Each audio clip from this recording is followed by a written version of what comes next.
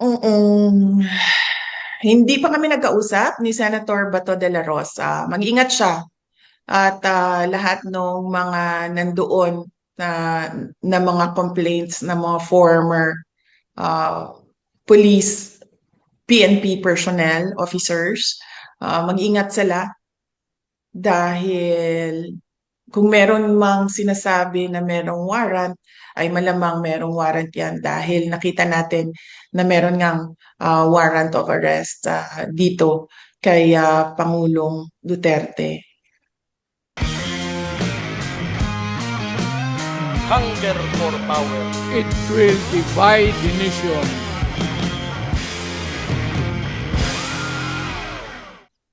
Yes, ma'am. Thank you for that po. Last one question, but I mean, it's just looking forward to two things that are we're expecting within the year. Number one is, ma'am, meron po kayong impeachment battle. That's another legal battle that you're going to, a political battle. How are you preparing for that? Because initially the plan was your father will be there as part of your legal team.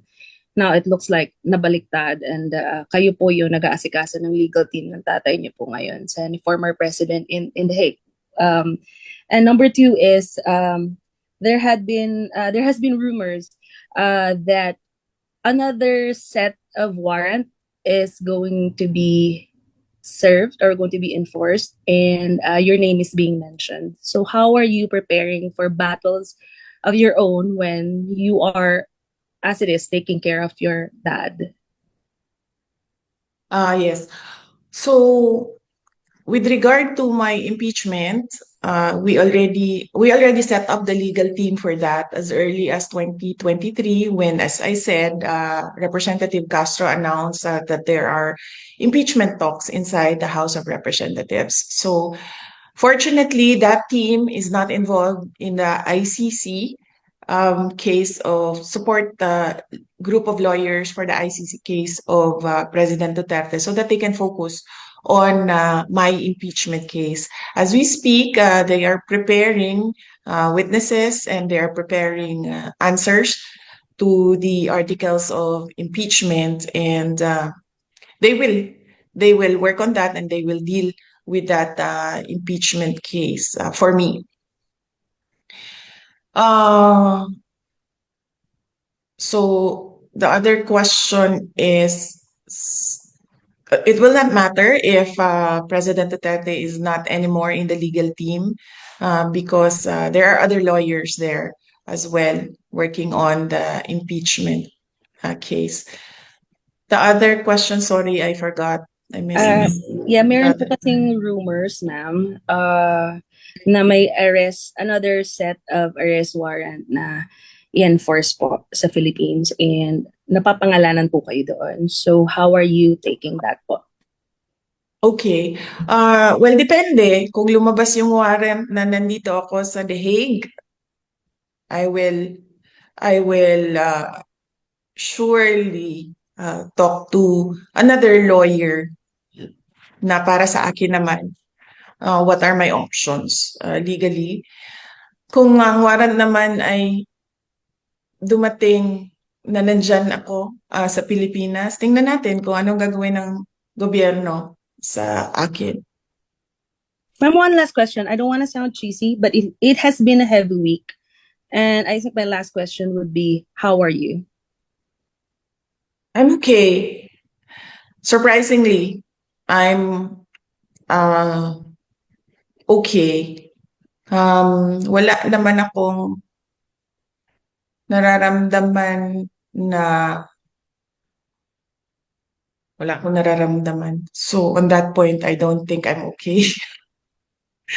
Wala akong nakakatulog naman ako maayos. Siguro dahil sa pagod nung isang buong araw ng meetings dito.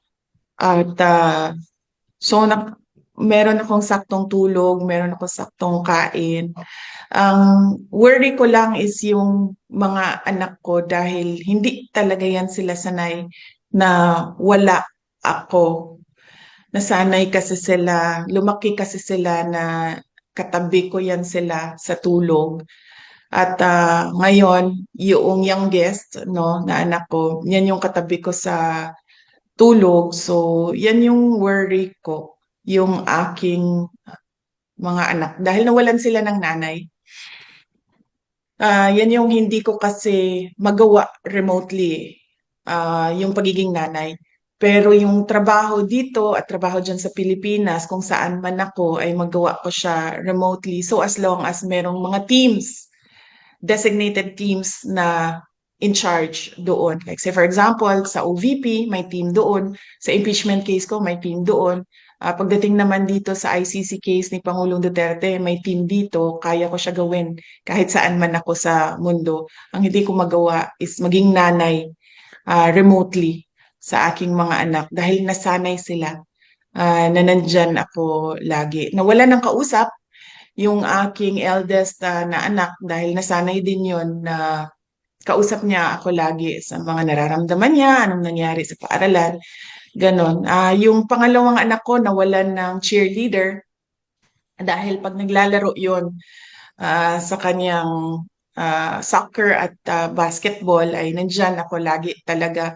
Dala-dala ko yung mga paraphernalia ko, pom-poms, drums, yung mga trotot ko para i-cheer siya. And of course, yung youngest, as I said, nawala ng katabi sa tulog. So yun yung concern ko. Thank you po. Okay, next question, Ms. Celerina Monte, Japan Broadcasting Corporation, NHK. Ma'am, yes, Camille po from TV5. I just want to ask, ma'am, will you be formally endorsing Senator Amy Marcos in the elections? Wala kaming napag-usapan, ma'am, about endorsement ni Senator Amy Marcos. Basta, let me just express my gratitude to Senator Amy Marcos for opening the Senate investigation, no? Para siguro hindi na maulit at para napapag-usapan siya sa loob ng ating pamahalaan at para mailagay officially, no, yung mga posisyon ng iba't ibang tao, iba't ibang sektor. Kasama din yung posisyon ko as Vice President at yung document na galing sa Office of the President na pirmado ng ating Pangulo. Ma'am, yung inyong impeachment trial, syempre you mentioned na you have a separate lawyers already preparing for that. How difficult is this for you because you're also taking care of the defense team of your father, former President Duterte, and yung kanyang susunod na hearing will be on September. And there were talks in the Senate na probably baka by September or October magsimula naman yung impeachment trial sa inyo. How will you balance this na Yes, oo. Well, both cases will continue, no? ICC will continue. The ICC case here will obviously continue. Hindi naman ito sila magsasabi na parang hindi na tayo tutuloy at ibabalik natin yung detainee sa Pilipinas. Hindi malabong mangyari yan, no?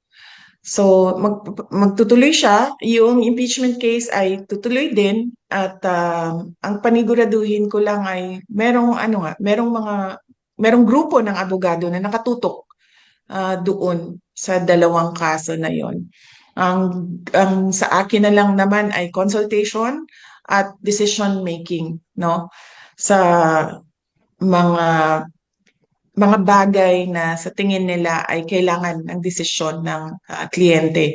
Dito naman sa ICC case, sa mga bagay na kailangan ipresenta sa ating Pangulo para kasi siya ang kliyente. Ma'am, last na lang po on my end. Nagkausap na rin po ba kayo ni Senator Ronald Bato de la Rosa because he is also among the list of alleged suspects or yung next na masaserve ng warrant?